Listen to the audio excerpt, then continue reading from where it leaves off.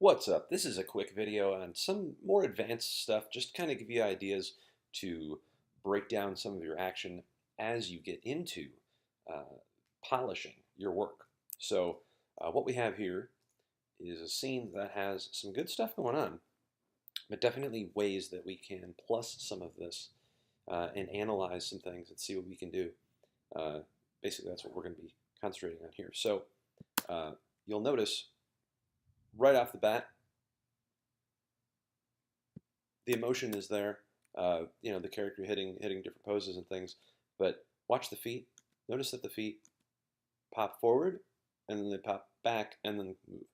So things like that, you're going to want to probably just clean out of your scene because they're not moving deliberately. It's kind of like I'm repositioning, but then I reposition back to where I was originally. So it's okay to make micro repositionings and things, but you want to make sure that those sorts of movements are deliberate. So, like I like the starting pose here. I think that's fine.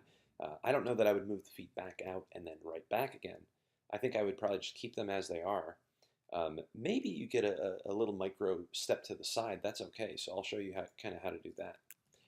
And then we'll dig into some other stuff on like the torso and whatnot. So let's look a little bit closer at the feet. So right now they kind of move forward and then they back. So let's look one piece at a time here. And I'll go ahead and turn on selection highlighting so you can see. So find the moment that that foot picks up. So it's at 14. It kind of moves forward and then kind of moves back and arrives basically at 62. So instead of having that foot go up and then back to 62, just find that moment where it picks up. So 14 is like the last moment. Take all this stuff all the way up to 62, but not including 62.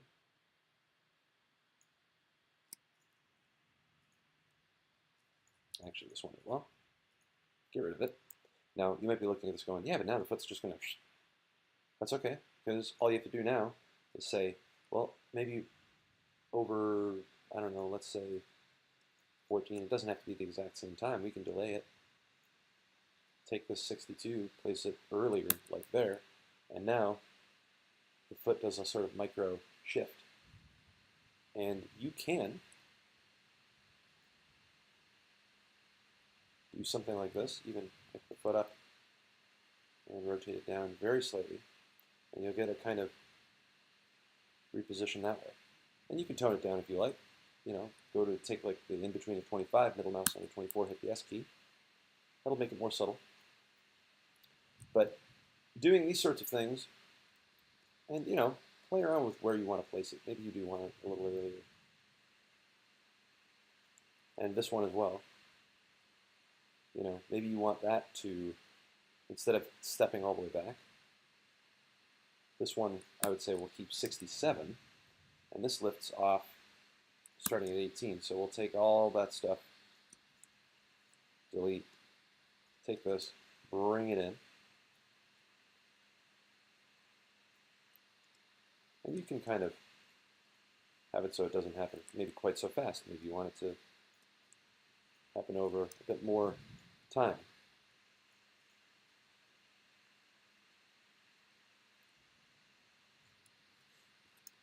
And another thing is for both feet, maybe keep them in place until out this way, so that you're kind of chilling, and then when the character starts to kind of lean back for that anticipation, maybe that's when you begin that foot micro reposition there.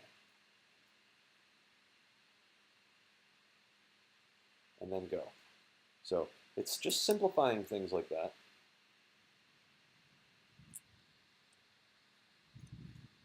Maybe I'll take this, delay it a little bit more, another just couple frames. Now, getting to the torso.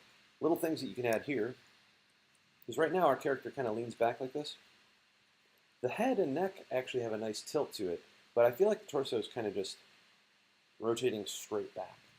So using a little bit of some twist and tilt again, using this middle area. Don't get too obsessed with like, I need to add rotate X or rotate Z, and like, if you click in here, you get kind of a full free rotation, which is going to use all three rotations, which actually will feel more natural. So you'll bring your character back and then lean it forward. Because right now, even as you look at some of this, I'll kind of take that out, but like this lean back and straight forward like that, we have a bunch of keys right now. If I flip through the keys, what's going on here? There's a ton of keys, but really, what's the extreme? The extreme happens right here at 63. Key it. Where does it start? Well, it starts at, I'd say 52. So 52 all the way to 63. Don't delete 63. But I can clean all those out, and by deleting all of those keys, the animation is exactly the same. Character still leans back and then leans forward. Now, what's nice about this is you can keep those two extremes, but it's about how you get into and out of those positions. So what do I mean? Well, instead of just coming straight back, maybe you had a breakdown where you twist the body a little bit. So now, on your way back, you kind of twist this way, and you straighten up, and then on your way forward, instead of just going straight forward, you twist the other way. What does this do? Well, it creates a sort of twisting figure eight with the body, creating its own arc. You see that kind of figure eight? The torso now is doing this. It used to just go straight back. It was like, well, not. It used to just go straight back. Now it's going like this, around, and then forward that way. So we actually have a nice loop that is occurring if you look at this. See how it swivels? That is just adding like 2 keys on the back only.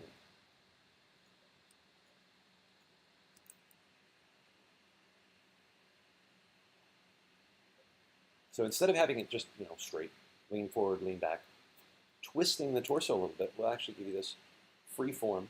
And then don't just leave it as the torso, you have a head and neck. Have some fun with this. Find those extremes, simplify it. Take this key at 52, remember this other one at 63? Key it. Get rid of this other stuff. It's not helping. It's all nothingness. Like I can delete it and it doesn't, the animation is still the same. So how do we make this feel more organic? Well, as you lean back, tilt the head a little bit forward. Like that. That's going to create some drag. Then when you hit the end here and the body starts to come forward, what do you do with the head? You drag it back. This will create overlap in your work. It's not huge stuff, but it's going to make your stuff have way more realistic physicality rather than I hit this pose, I hit the other pose, and it's just Maya doing its thing. So, and of course, when you're at the blockout stage, that's not necessarily a bad thing, but I want you to be thinking in terms of polish, moving forward from a perspective of blockout and now thinking more free form and saying, how could I actually add drag here? How could I have this arc a little bit cleaner? So, even when the head comes down here and lifts up, there's an opportunity here. As the body lifts, dip the head, tuck the chin.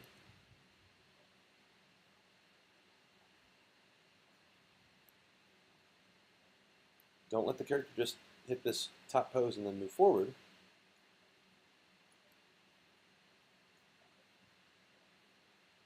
Go straight into this pose. So delete this for the head. Have the character go right up into that. And actually, you don't even have to delete it. Take this, position it 97, place it over 93. Just hit the S key and steal that frame. And just be careful if the character looks like they're kind of looking with too much tilt, perhaps tilt the character back slightly.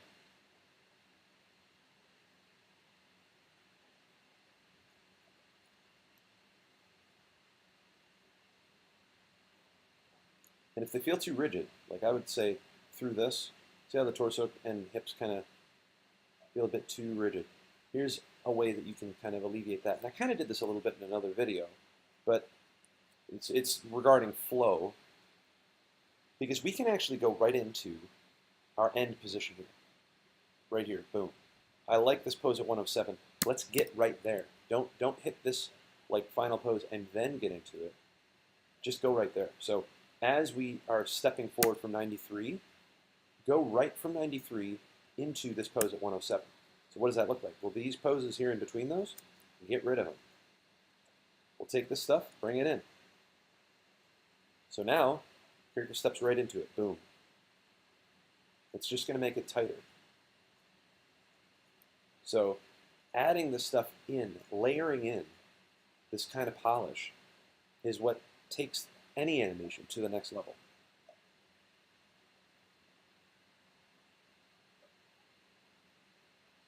Now I might have tightened that up. I can already tell. I think I might have tightened that up a bit too much there.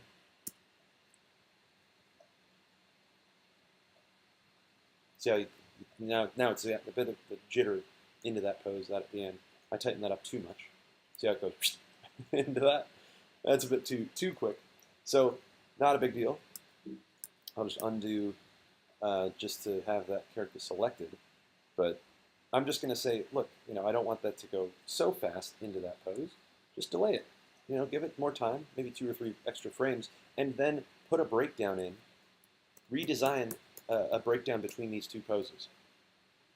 So like how your hands get into this final pose here is huge.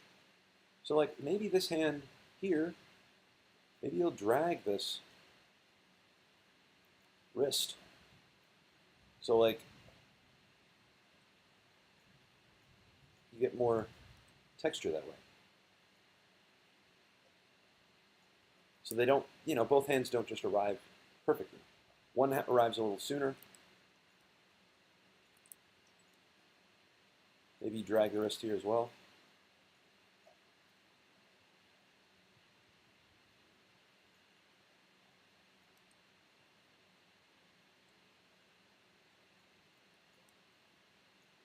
Just be careful that you don't break the wrist.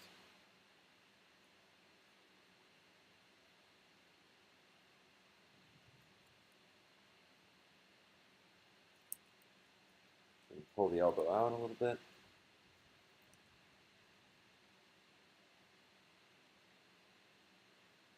So we're sculpting. That's really all it is. It's like we've got our core poses, but we're just trying to figure out ways that we can add more nuance, more of an interesting flow.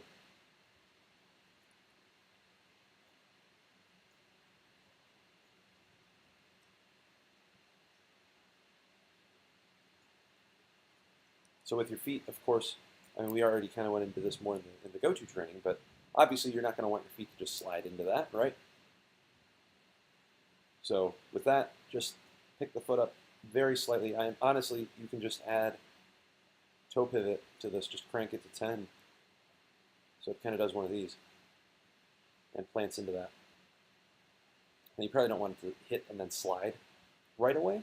So you might want to like copy 100 to 106 so it hits that position, and then maybe just probably hold that pose till the end. I'll just copy it over.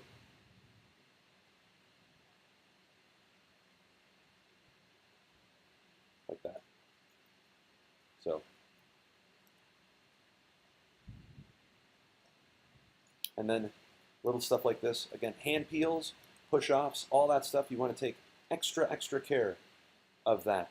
Don't lift hands and feet until absolutely necessary. Let the arm get to the point where it's almost locked out. I know that seems extreme. That's because it is.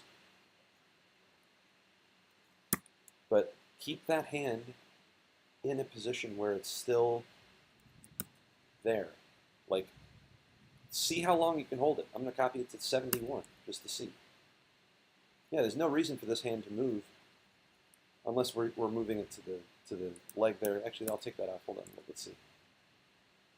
Yeah, I think that works a little bit better. Just delay it till 67. But then, as it arrives, we got to at least have a frame or two. I'd probably go 2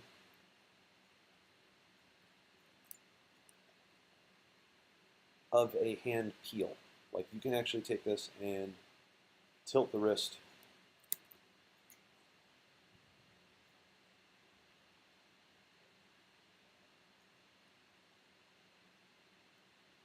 and then here, lift this hand.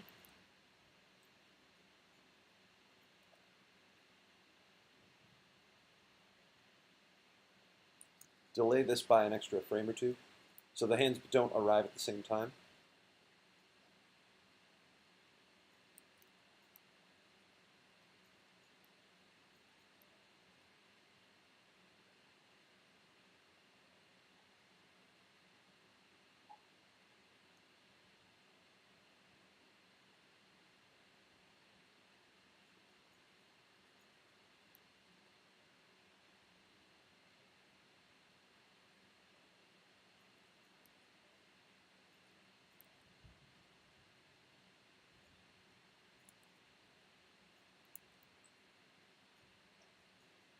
So we just kind of bring the hand over and around.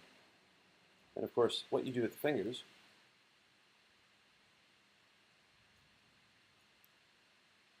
keep these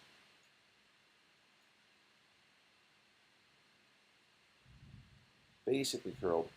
And then when you hit this point, here's some fun stuff that you can do. Splay the fingers.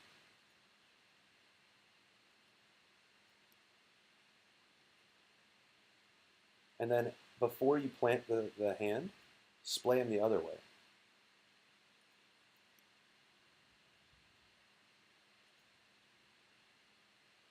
I might touch up the, I'm going to do this very quickly, but obviously you'd want to touch up the, the broken ends of the fingers there. But I want to show you how, doing reverse splays, you'll see the hand here in like curled splay. Maybe we can delay that a little earlier. Delay that a little earlier. You get the idea.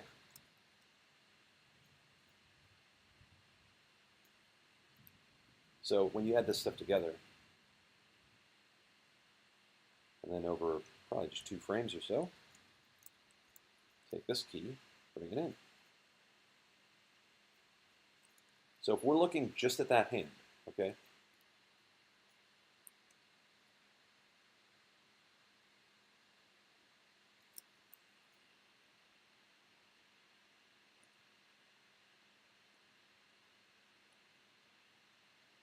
and I mean we can slow some of that stuff down too. So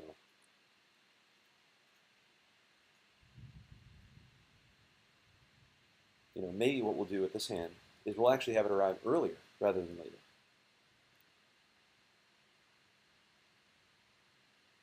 So like I can say, you know what, like I'll have it begin maybe 2 or 3 frames before the right hand. So take this. Actually, we'll just kind of take these keys and delete them. So it starts, maybe it'll start at 58. Now the tilt here, actually grab the hand control as well. 62, we'll get rid of these.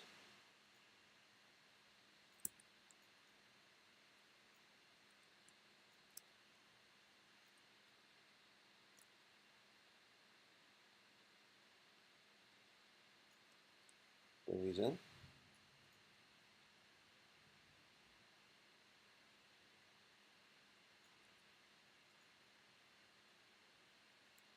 And now you can kind of say, hey, maybe I want to delay some of this, add some time. And I'm kind of jumping from different pieces of the body here, but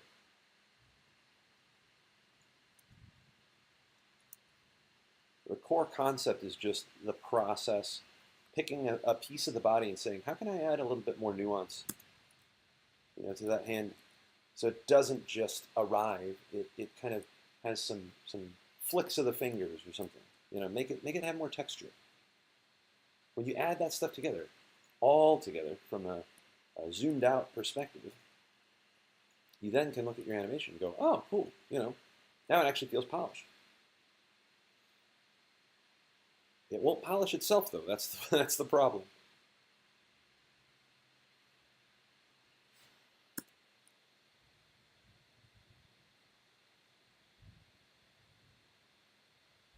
So I'll leave it there. Again, obviously watch the podcasts, watch the go-to training. Hopefully this will also help, um, because when it comes to polish, if you can really understand this sort of process and experiment with different processes. Of course, I can only show you the way I work. There are different ways of doing this. So if you hear what I'm saying and you go, you know what, why don't we do it this way? If you have a method that kind of resonates with you, where you're like, well, I'm gonna try it this way, give it a try. Like, it's okay to experiment. I can only show you one way, because if I showed you like 12 different ways, you'd be even more confused, basically. So this way um, sort of makes the most sense to me. This is what I've been doing for, well, on and off and in different ways. My workflow has evolved over the last like 8 years or so, but um, I hope this helps at least give you some pointers that you can, take the things that you like and throw away the things that you don't. That's the idea. So thanks for watching. I will talk to you soon. And if you have any questions with, regards to polishing and getting your stuff to the next level, let me know. Let me know. Just hit me up. So talk to you. Peace.